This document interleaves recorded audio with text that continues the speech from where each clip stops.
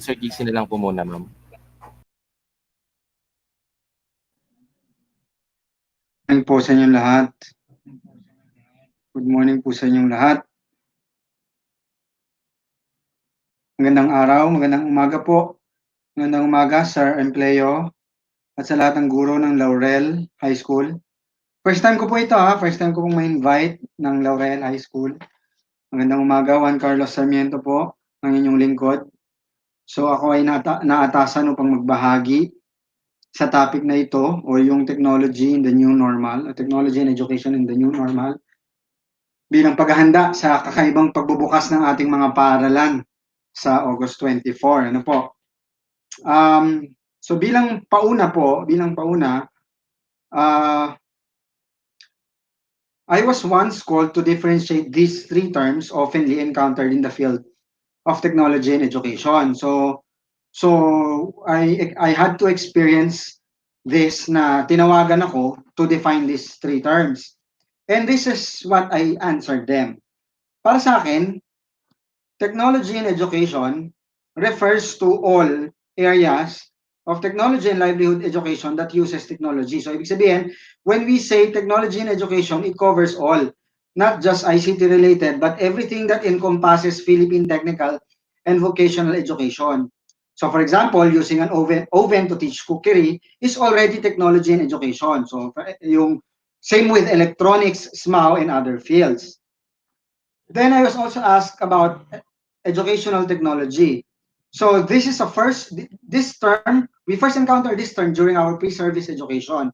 It is a broad study that relates to the use of appropriate technology covering all aspects of teaching and learning or for education to take place. Next, we often heard ICT integration in education.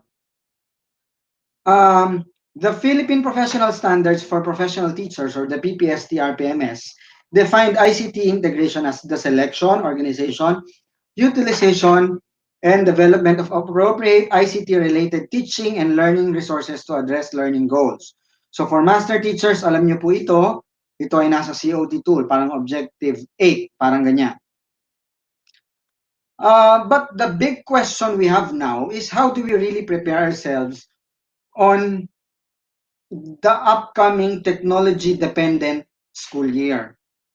So surprisingly, bago lahat itong mga kaganapan na ito, we were surprised by our dearest mayor na bibigyan niya ang ating mga bata ng tablet. Okay? Nabibigyan niya ng mga tablet ang ating mga bata. Now, just to give you an update about the tablet is actually Google operating system, Google OS. Ibig sabihin, no applications can be installed other than Google products. And because of that, meron siyang built-in Google Classroom. So yung katulad nung nakikita nyo sa aking screen na malaki na icon. So the Google Classroom. So hindi mo siya pwedeng lagyan ng Microsoft Word, ng Microsoft Excel, anything na hindi related kay Google, hindi mo pwedeng installan. Okay? So it's a Chromebook. Yun yung tawag ni Google sa kanya. It's a Chromebook. Not to add that our dearest school's division superintendent came across with AHA Pamilya that utilizes Facebook Messenger for synchronous learning.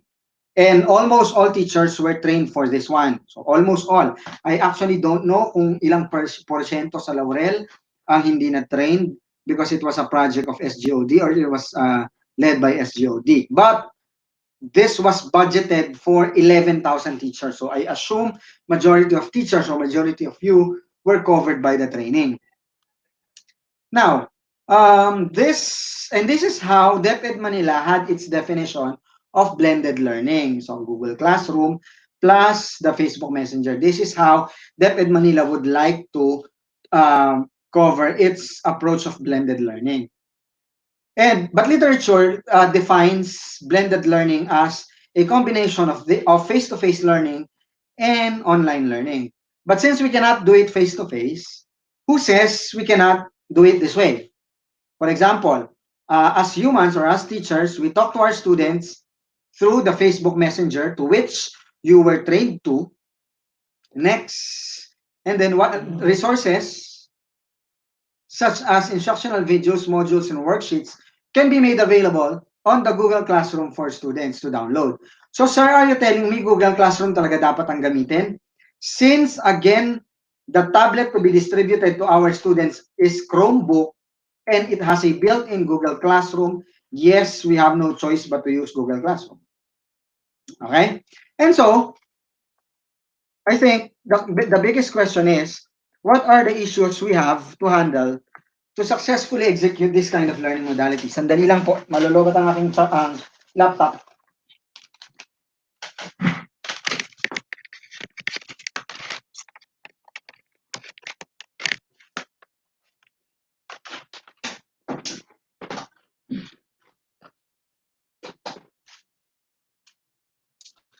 Okay.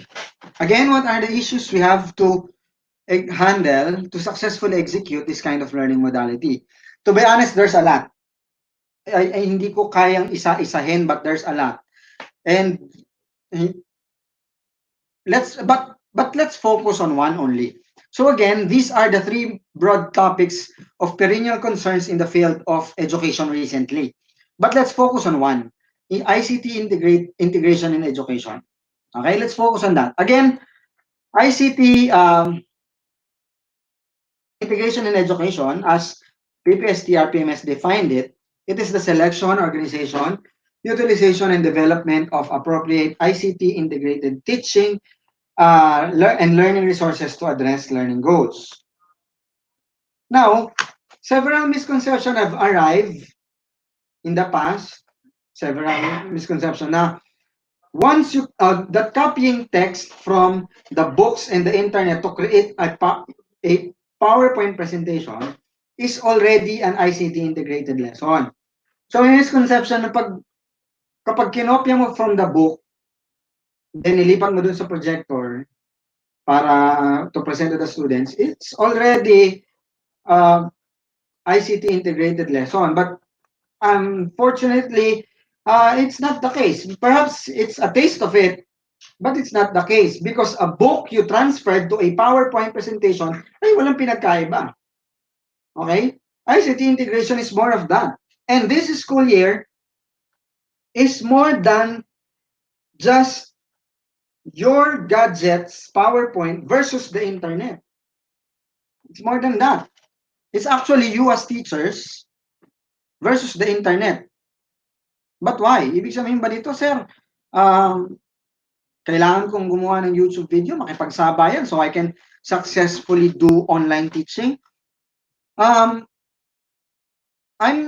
not quite sure, but whether you use live video or pre-recorded video, I'm sure that you will encounter these realities of online education. Okay? Realities of online education. First, you are no longer in the classroom setting.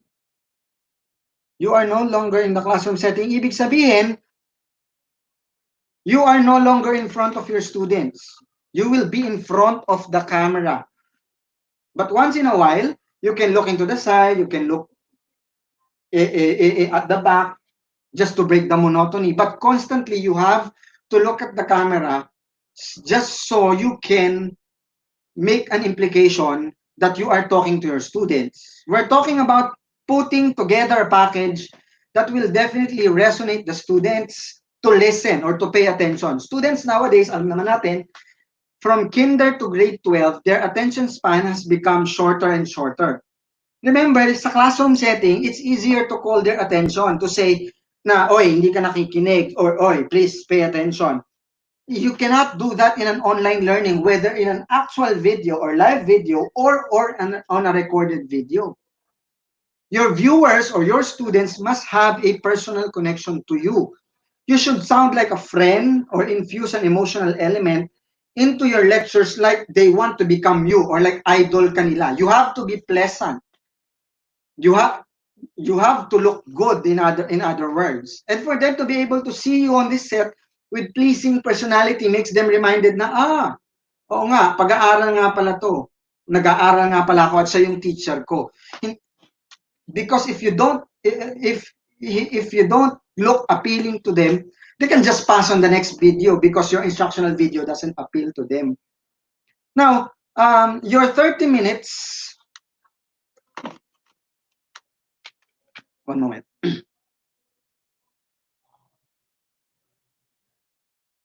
One moment. Your 30 minutes in the classroom is different from the 30 minutes in an online education. 30 minutes of content is already very long. Yung sa loob ng classroom, your nuisances like yung paglalakad mo dun sa table mo papunta dun sa harap ng board o ng klase is already part of the 40 minutes or 30 minutes per subject. Same goes dun sa pag-inom mo ng tubig once in a while or yung pagpunas mo ng bibig mo dahil tumalsik yung laway mo. Your content is not just about how they absorb it easily, but it also has to be presented in a way for them is attractive and worth their time. Otherwise, they will just go on the next video. You have to find a way to cast yourself as effective teachers in an online platform. Okay? Now, we live in an era of so many screens. Anong ibig ko sabihin? We are not in an era of one remote control. Yung katulad ng mga bata tayo, na isa lang yung remote control, upo tayo sa sofa, manood tayo ng Mara Clara o ng Marimar, then that's it. Because isa lang ang TV. We live in an era of so many screens. Meaning, if your students don't want you, there are other videos on demand on different platforms. Kung ang topic mo ay, let's say on math is special products and they don't find your instructional videos not interesting, the YouTube has a pool of or a lot of instructional videos on different topics they can learn to. Hence, it has become a dilemma on our part as educators to make our content more interesting and engaging. Now, our potential viewers, next, our potential viewers or participants in this case are our students are easily distracted. So if they find you boring, your students will just fast forward or pass and play and the next video because you cannot compel them to watch your videos whether 30 minutes to 1 hour from end to end. Again, yung 30 minutes sa classroom is different dun sa 30 minutes ng YouTube. Imagine Alex Gonzaga, yung kanyang mga vlog, yung kanyang mga vlog na 20 to 30 minutes. Kung hindi lahat yun nakakatawa, hindi siya kikita, hindi siya panonoorin ng milyon-milyon. Kung merong mga boring parts in between of the 20 to 30 minutes. Your instructional video will have a subjective quality. It's not ephemeral, meaning yung students can go back to it from time to time. Pag ayaw kanilang panoorin, pause, kain sila, then play. Okay? Because it's not ephemeral, there's no urgent for them to pay attention at all times. Like, again, pause and play, like, do they want to watch you or not? Next, sad to say, yes, your students are your viewers and yes, they can respond. Hindi ito classroom na pag nagtaas sila ng kamay, you can just tell mamaya na yung tanong. Dito hindi. They can participate through comment and again, that means you need to be engaging. Okay? In the classroom setting, they can raise their hands, ask questions, and you can just tell them to shut up and raise their questions later. But it's a different case now. They can just post their question as a comment anytime they want. And that is no holds barred. Any form of question or any type of words they want to use, they can do it. Video lessons has no sense of permanence. They can just be made and be watched at a time of interest. Again, what is the compelling reason for our students to watch us? Like if you give me worksheets, for example, in mathematics, as homeworks, why will I watch your instructional video instead of searching for anybody else? So you're telling me, pwede ko na lang bigyan ng mga students ko ng link ng video lessons. But to tell you honestly, video lessons you did not create doesn't have a sense of personal touch and are not tailored fit to your students. And if you say that so, ibig sabihin, we all agree that our teachers can be replaced by vloggers and YouTube. Give them worksheets or give your students worksheets and then they will find answers to do, then they will have to answer it in no time. Okay? Now, I also have tips na masyado ng cliche for me. I mean, alam nyo na to. But to me, sometimes it's good to be reminded. Okay? First, mastery of the subject matter. So, you have to be a master of the subject. You cannot have non-words like teka, let me look at it. Let me look at my notes. Ano nga ulit yun?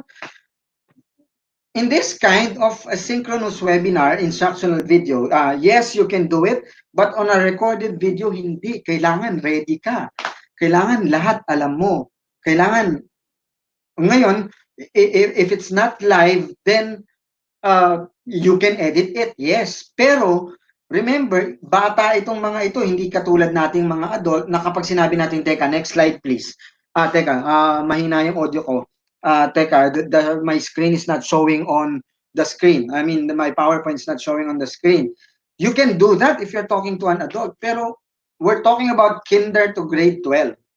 And if you do that, that appears to them that is a boring moment to them, and that appears that you don't have a master of the subject and you're not prepared to do an online teaching.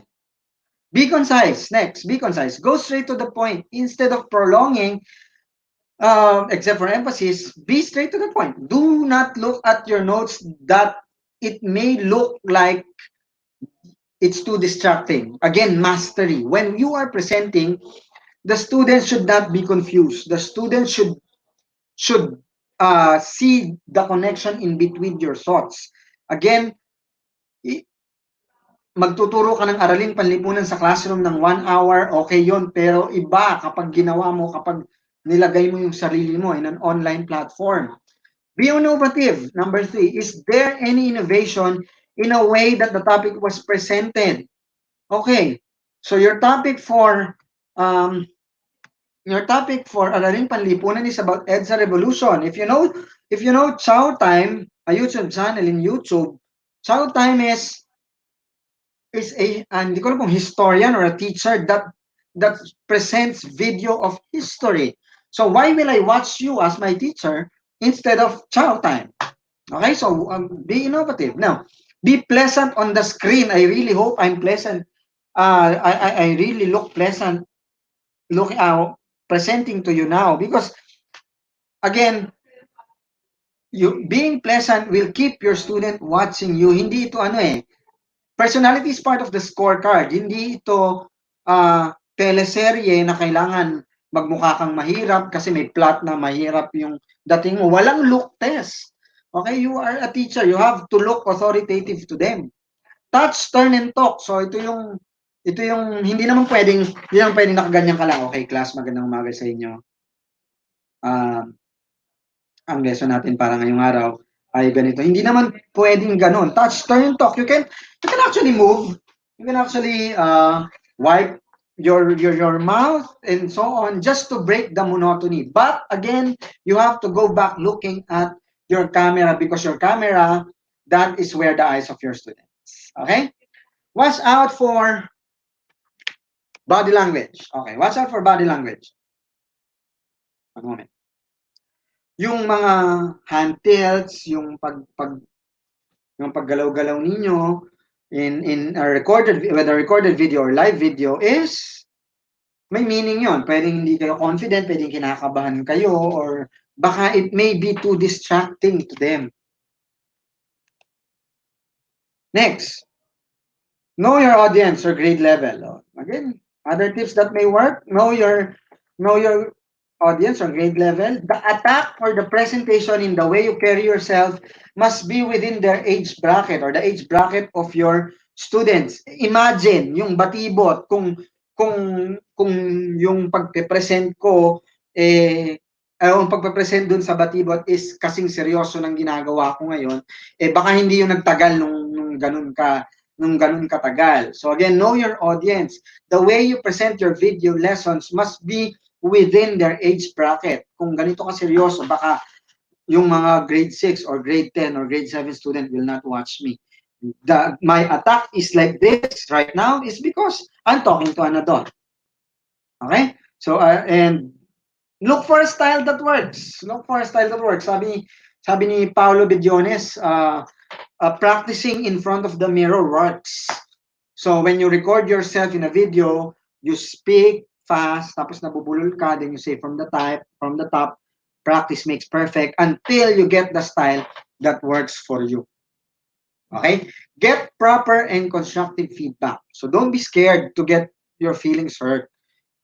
If you are, then you're not going to improve or be better as individuals or online teachers. Lastly, get distractions off the hook. So ano itong mga distractions na to? Too small or too many graphics, pictures with poor resolution, too many text, copy-pasted PPT, sabi ko nga kanina. To be honest, nung ako yung nag-aaral, I find it too distracting when yung PowerPoint ng aking kaklase is purely copy-pasted from Wikipedia, tapos hindi pa niya tinanggal yung links and hyperlinks. To be honest, may ganun akong, it's a distraction for me.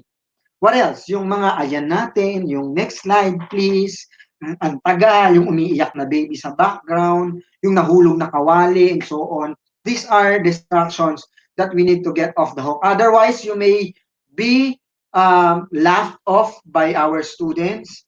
Tapos, pagtatawanan ka nila, baka i-screenshot ka pa nila if you're doing it. Kung halimbawa, nakahiga ka habang nagdi-discuss o nakaganyan ka habang nagdi-discuss, nakaslouch ka habang nagdi-discuss, baka i-screenshot ka pa nila and then you'll be the next mini superstar online.